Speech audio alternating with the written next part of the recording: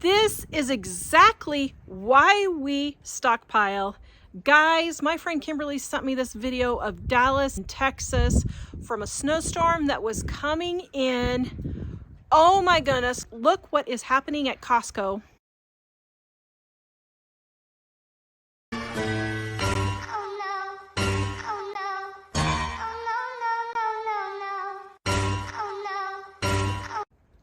Guys, this is why I stockpile.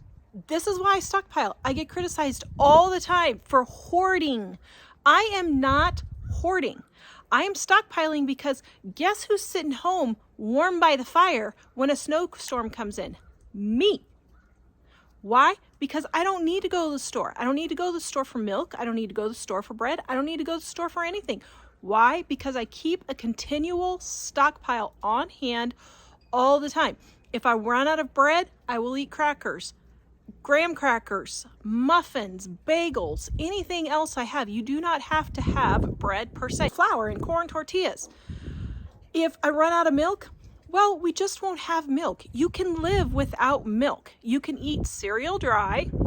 That's a great prepper food, despite what everybody says. Cereal is a great prepper food because you can eat it dry and still have something filling so that you don't have to worry about having milk on hand all the time. I personally live in Wyoming, so we get snow all the time at any given time.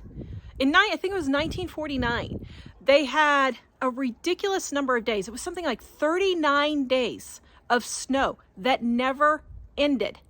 Their houses were literally buried to the top of the roof with snow. Literally buried. Anything like that could happen again. If it happened in 1949, it can happen in 2025. So that's why we continually stay prepared all the time. And that way I don't have to worry about running to the store with all of these other crazy people standing in line.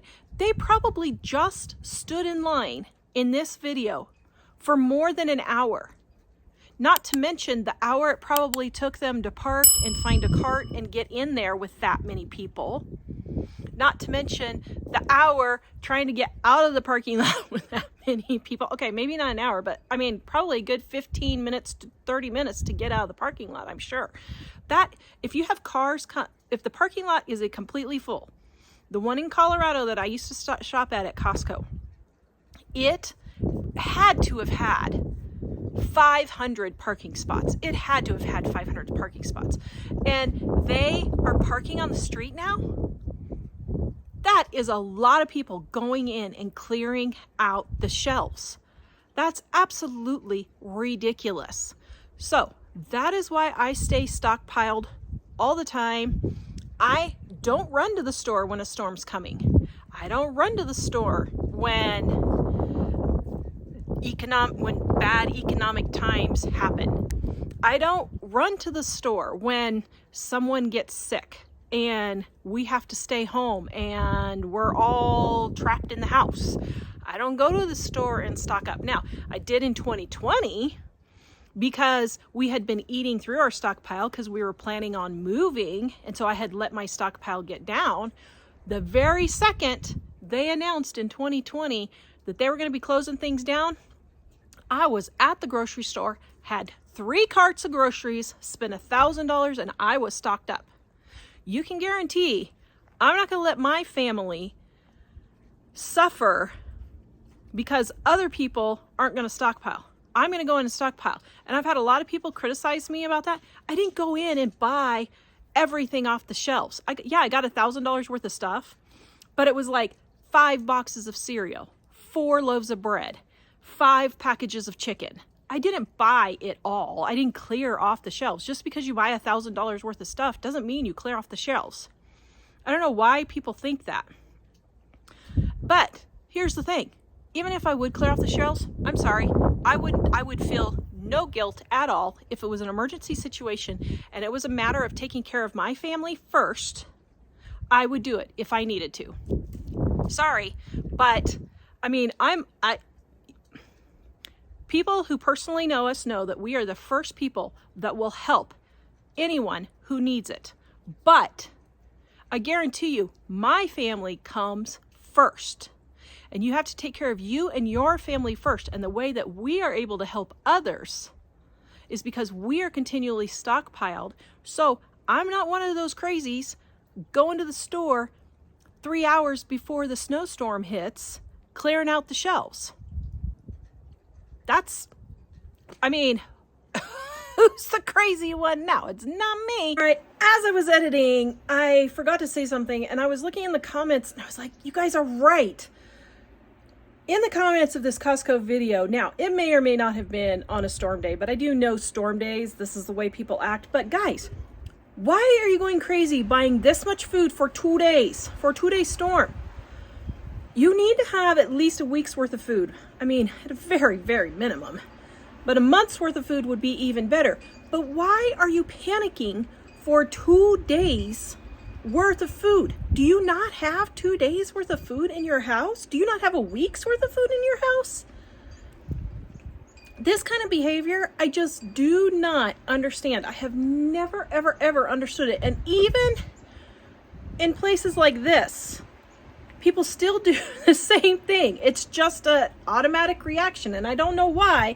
So if you guys want to explain, I would love to know why. Okay, I'm going back in where it's warm. So that is why I stockpile. I keep this stuff on hand all the time.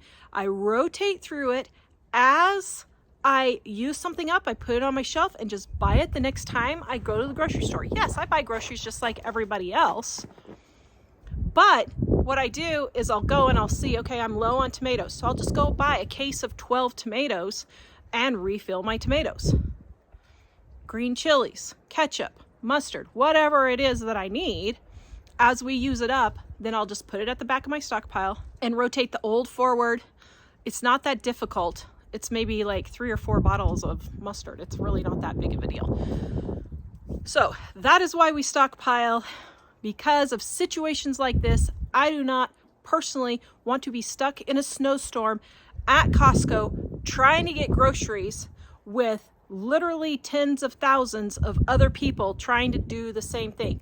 I'm sitting home by the fire, enjoying my hot cocoa while everyone else is going crazy trying to get milk and bread. Ain't gonna do it. I just ain't gonna do it. I also get a lot of people who ask me, well, Tara, I don't have any money to stockpile. What am I supposed to do? Every time you go to the grocery store, spend $5 getting 5 canned goods, or 3 or 4 canned goods, depending on how much your canned goods are now. If they're, just spend $5. Either 3 cans or 5 cans, however much $5 equals. Every single person can afford $20 a month. The poorest person in the United States can afford $20 a month to start stockpiling. And you just buy 3 to 5 extra canned goods every time you go shop. Once a week when you go shopping. I'm assuming people go once a week, not every time you go to the store. If you go to the store 5 times a week, that's a whole nother video. But let's say you shop once a week, just get 3 to 5 more canned goods and stockpile. Just get 1 more package of chicken and put it in your freezer until your freezer is full, and then just start rotating through it. Okay, so here's how I do it. I'm a visual person, so I like to see what I have. So I can see right here that I've only got 1 case of tomato sauce left. So the next time I go to the grocery store, I'm going to get another case, and all I do is, well, this vinegar I could take down, but I would remove the vinegar, lift this up, set the new case of tomato sauce under there, and set the vinegar somewhere else. I just put it there just because by the other ones. Actually, this one will go upstairs now I think about it because I need vinegar. But that's all I do is just lift it up and slide the new one under. If I wanted to get another case of mushrooms, we don't use mushrooms that often, so I don't. I would just lift these 2 off, put the new set of mushrooms under there, and that's it. This isn't hard, guys. It's not hard at all. For black beans and stuff, so let's say I get down to 2 cases of black beans, and I think, oh, I want more. Then,